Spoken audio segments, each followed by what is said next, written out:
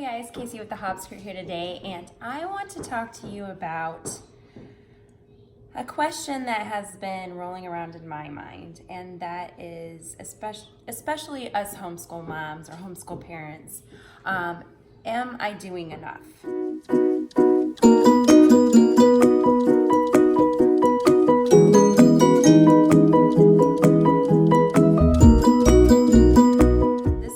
A little bit of a therapeutic post for me because it is something that I constantly question to make sure that I do everything I can. I don't want to mess up my children for the rest of their lives, and that's kind of where I am. I guess I decided to go ahead and bring my my musings to you all and see if I could organize it in my mind a little bit.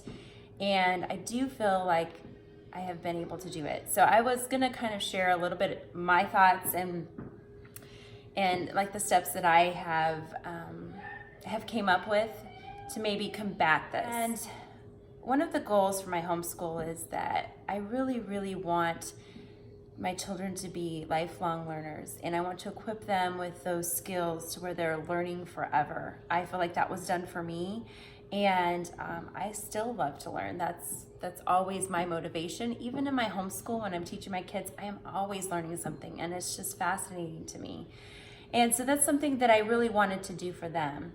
And so when I get to asking these questions, you know, am I doing enough? It looks something like this. I jump in a car and I start turning on the engine and I start revving it up. We're gonna do all this stuff. And I go from 0 to 70 in one day. And we're gonna master everything in this particular subject, in every subject. And then that goes great for one day. And then the next day, I'm so tired that I'm burnt out from the day before that I do not want to do anything. And I don't know about you guys, but when mama gets tired, mama gets grumpy. And when mama gets grumpy, learning becomes no fun. So that's not really my goal. So I am trying to kind of redo that. So the steps that I've kind of established for that was, one, I've decided to evaluate my homeschool and customize goals based upon where my children are. So I did that. I kind of made a list of each child and goals of both strengths within their strengths and within their weaknesses, and just kind of tracked what they were. Actually, when I did that, I actually found out that I had a lot of common goals amongst all of them. I had some weaknesses I needed to cover amongst all of them. And so I established 2 goals within those, all the massive amounts of goals for each child. And so I decided just to work on the 2 goals. It would just be less overwhelming for me and less overwhelming for them. We will get those 2 goals accomplished, and then we can do this again. So what I came up with for my family was that, 1, spelling needed to be worked on. I have a couple really gifted spellers, and then I have a couple that really struggle. And so I thought, well, we will work to maybe take those gifted spellers and have them help the struggling spellers. We'll work together. And also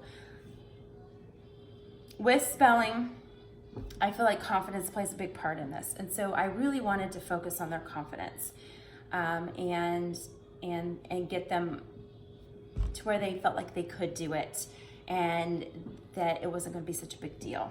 And so that was my first goal. My second goal was writing. So I wanted them to research a topic or learn about a topic and then turn around and put that topic on paper in well-structured, correctly spelled sentences. And so that was the goal. And again, I think confidence plays a big part in the writing too. So when I say I had 2 goals, I probably really have 3. It would be spelling, writing, and confidence. So those were my goals. So then after that, I always pray about it. And especially during the goal process, I pray and I ask God for him to show me where their weaknesses are, and how he wanted me to take them.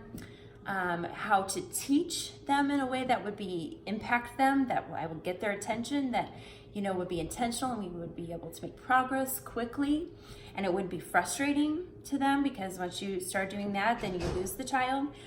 And so that was my, this process kind of goes all together. You're establishing the goals for your homeschool and asking God to help you with that.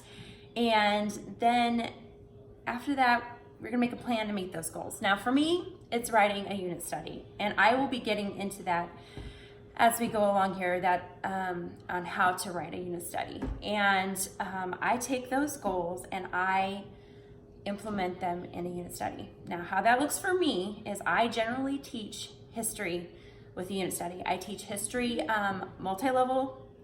I teach it as a family, and I teach it to I take the whatever I write and I make it at age appropriate for the several levels that I have to teach. Having them take what they've learned in their unit study and putting it on paper. So that has been working really well, so that we're taking the information and we're writing it out, and we're learning how to do that, right away. I am actually helping them do this and teaching them step by step how to do this, and then I'm gradually giving them the reins to do it on their own. So that's the writing portion of it. So we're learning a historical event and we're writing about it. Then the spelling word aspect, I'm taking spelling words that are attached to our unit study and are themed, and we're playing games to spell them. So that has been going really well.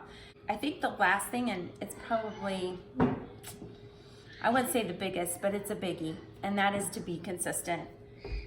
So things don't happen or change overnight. It takes time. It takes time for them to learn. It takes time for them to be able to change and to navigate. It doesn't happen overnight, and it doesn't happen in one lesson. So you have to keep going, even though maybe you don't see drastic change right away. And my plan is to teach the unit study twice a week. Each lesson, by the time we do everything, it takes 2 to 2.5 hours, depending on what that it's about. And I started doing this at the beginning of August, and it's now at the end of first week of September. And I have to say that I have seen a huge improvement in my children just by concentrating on these 3 goals: writing, spelling, and their confidence to do the writing and spelling. I've seen a huge improvement. I'm actually really excited. I didn't expect it to be this quick of them catching on. And not only are they catching on, but I'm actually seeing them starting to love to learn to write about what they've learned. And I think that's because I am teaching it, and I'm creating somewhat of an emotional connection to the particular topic that we're doing. And so they're enjoying it. And so it's easier to write. It's easier to talk on these things when you love love your topic. And so that, I think, is working out really well for them. And so I guess I come back to the question of, am I doing enough? I kind of concluded that maybe I am, at least for today, and I just have to trust God for tomorrow, because you know what? I don't know what's tomorrow, and I don't know what they're going to be doing tomorrow, or their development's going to be tomorrow, but I do know that God knows that, and He will lead me, because He hasn't let me down yet. Hi guys, I've created a free printable to maybe make this process a little simpler, and I've just simply called it My Family's Goals. And basically what you'll do is you will just make a list of each family member, and their goals based upon their strengths and their weaknesses. It looks something like this. At the top it says My Family's Goals, and then it has in the first column the name. You can write the name of every child, and then write the goals that you have for them. If you have a lot of children like me, the hope is that you can find some common goals that you can teach together as a family and focus on those as a family. I selected what turned out to be 3 goals, and then just focused on those 3. It's not so overwhelming, and you get those 3 mastered and you move on to the next. And so when I chose writing and spelling and their confidence, because I think that's one that always goes with it, then writing, if I can get them to be good writers and confident writers, then that's going to help me in the next goal that I have for them. And so I felt like writing and spelling, for that matter, was a little bit of a foundation that I wanted to build on from there. So I hope that maybe this will help you a little bit as it's helped me. It's helped me just to simply put this down on paper. And it'll be on my blog as well. Thanks for watching, and we'll catch you soon. Please subscribe to our channel.